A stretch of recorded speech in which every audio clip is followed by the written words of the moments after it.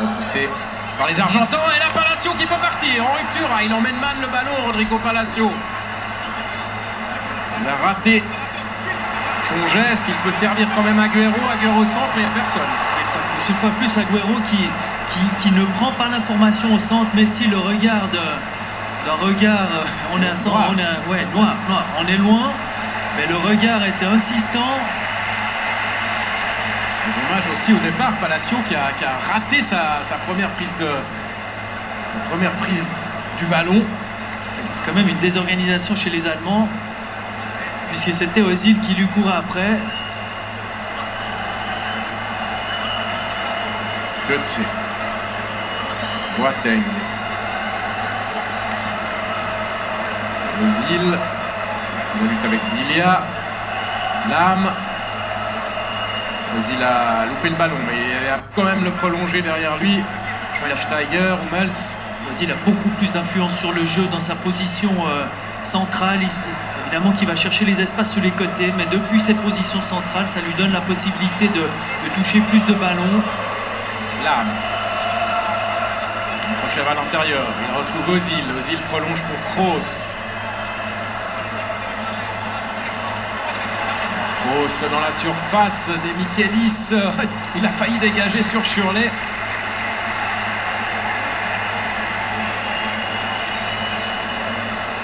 Regardez la passe de Götze. Et puis derrière Schürrle, première intention, plein.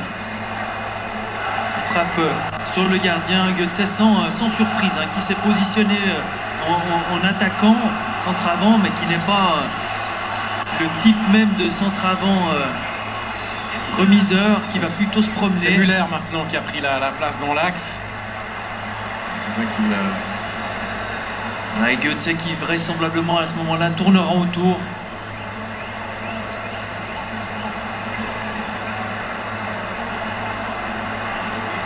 Une prolongation déjà dans cette Coupe du Monde pour les Allemands, c'était contre l'Algérie, et puis bien sûr, deux même pour l'Argentine contre la Suisse et les Pays-Bas.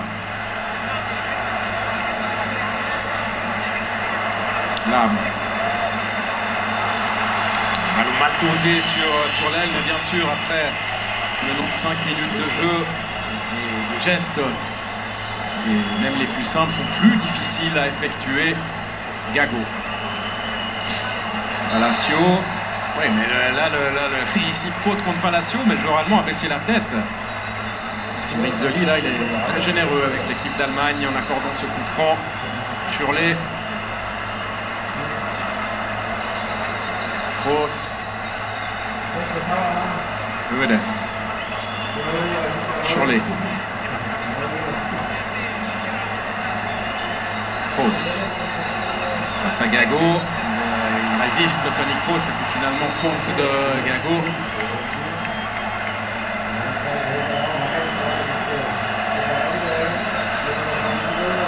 Schürrle.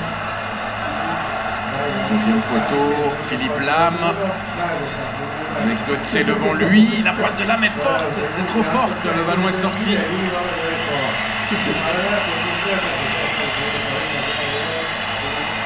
Et le temps file vite dans cette prolongation. Moins de 10 minutes déjà dans la première mi-temps de la prolongation. Les Allemands qui aimeraient, on le sent, faire la décision avant les tirs au but. Les Argentins jouent un peu plus sur les deux tableaux. Soit un contre, soit effectivement d'aller à 0-0 et de jouer ça, non pas à qui nous fasse, mais à Romero ou Neuer. Les Allemands qui prennent beaucoup plus de risques que les Argentins dans cette première partie de prolongation. Très souvent, on voit juste Boateng et Hummels qui restent derrière. Les latéraux sont déjà en haut. Gago, c'était une bonne idée là de Gago, mais Hummels a tendu la jambe. Au risque d'attraper une crampe, il a pu intercepter le ballon. Mascherano, Gago, Messi.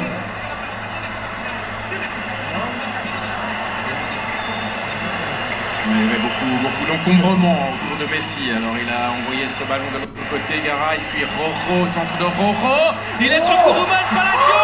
Et Palacio lobe ce ballon à côté. Quelle occasion gâchée à nouveau. Une pour Higuaín Et une maintenant pour Palacio, énorme, mais il ne conclut pas. Rodrigo Palacio. Et Palacio qui a exactement, à peu de choses près, la même occasion que lors de la demi-finale contre la Hollande, contre les Pays-Bas, et qui joue très mal. La prise de balle est très mauvaise. Il n'arrive pas à s'emmener le ballon devant lui ou sur son pied droit, et qui derrière doit adapter sa course au ballon et non pas le contraire. Lui, il n'a pas l'excuse des 100 minutes de jeu. Il est entré en fin de match à la place de Higuaín au milieu de deuxième mi-temps. Hummel s'était passé complètement à travers. Très mauvaise lecture du jeu, du ballon, de la trajectoire du ballon de la part du défenseur central, laissant champ libre à Palacio. Et ce Rojo est décidément un bon centreur aussi, dans sa panoplie du footballeur. Il a aussi le centre. C'est le Rojo. Malheureusement pour lui, Palacio n'a pas su convertir ce ballon de but. Et toujours 0-0. Mendes, Shurley. Shurley n'obtiendra rien. Pas de corner. Et Palacio, il doit la ressasser quand même. Regardez la prise de balle qui est beaucoup trop longue, et derrière il doit adapter la course au ballon. C'est pas le ballon qui va dans sa course. Il se laisse guider lui-même, et techniquement derrière il n'arrive pas à la redresser. C'est même à moitié du tibia tellement il a dû allonger le pied qui touche le ballon. Évidemment, quand on a Neuer qui a une envergure, c'est déjà une taille d'1m95 devant soi, et des bras qui... Il n'avait peut-être pas envie de se faire massacrer comme Higuaín tout à l'heure, Palacio, mais enfin. C'est quand même bien galvaudé là, sur ce ballon de but. Schweinsteiger. Boateng. Oh, il trouve une bonne passe Boateng pour Shurley. Müller. Kroos.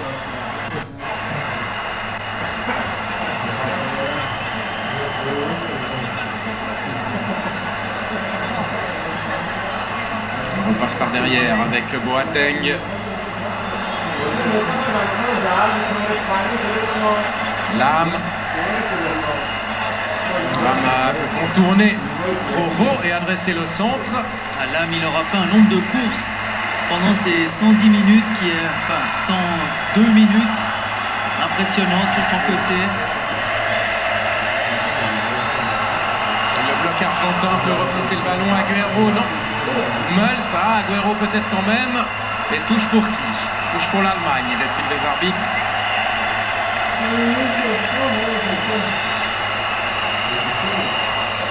Agüero qui était titulaire en début de Coupe du Monde, puis qui s'est blessé ensuite. On ne sait pas s'il est à 100% au jour de cette finale. Qui réussit une saison assez exceptionnelle avec Manchester City, parce qu'il a été plusieurs fois blessé également dans la saison, mais lorsqu'il était sur le terrain, il est à un but toutes les 57 minutes cette saison avec Manchester City.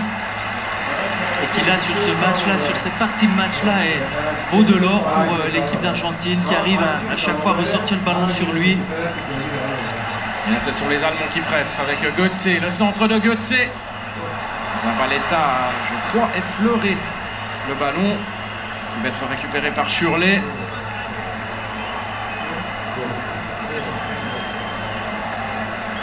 Özil, il peut échapper à Gago.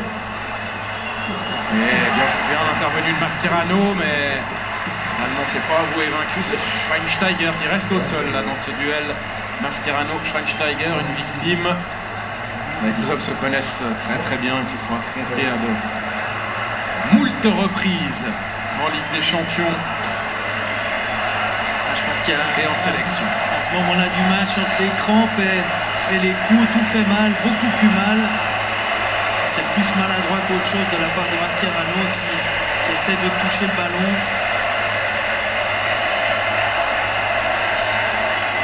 Qui attrape quand même bien le pied gauche de Bastian Schweinsteiger. Manque de lucidité de la part de Mascherano qui peut faire très mal à Schweinsteiger. Et encore 3 grosses minutes dans la première mi-temps de la prolongation. Toujours pas de but marqué dans cette finale. Et le pauvre Schweinsteiger a étiré sa jambe, son pied.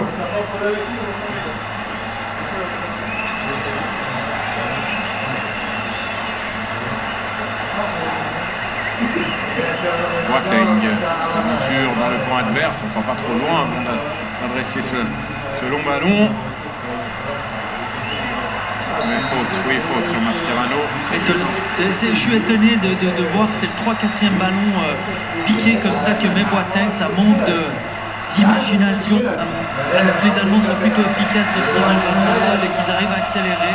Mettre des ballons piqués comme ça sur les deux joueurs de taille argentins, ou même sur Demichelis, c'est étonnant. Ça chante, les Argentins chantent, les Brésiliens et les Allemands sifflent. Les Argentins chantent toujours des chants se moquant, en chambrant les Brésiliens. Cette semaine.